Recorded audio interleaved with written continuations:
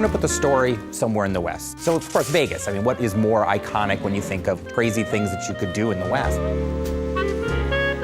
I think that was really the inspiration for the story in a lot of ways, was looking back at the history of Vegas. We really think of it as a side story. In a lot of ways, we're revisiting stuff from the original 2 games, but it stands on its own. The first thing our creative lead and our project director did was they sat down and they sort of examined what sort of themes they wanted to explore in New Vegas. Every Fallout game pretty much starts with war never changes. And the idea behind that is really that humanity has this unending appetite for killing each other.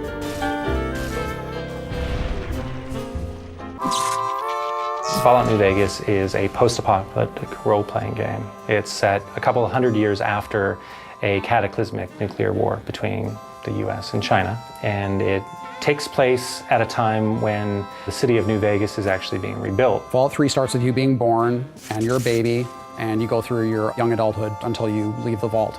In New Vegas, we wanted to say you start the game in a very Vegas sort of cliche style almost. You are shot in the head and dropped in a shallow grave, so it starts with essentially your would-be death. After you're shot and left for dead in a grave, you know, you might have some desire to go see what the whole murdering business was about and why he wanted you dead in the first place. In the course of trying to resolve that one conflict, you get pulled into larger events. So in this case, you're trying to find the people that killed you and what they were trying to get from you. In this case, it was a package you were carrying.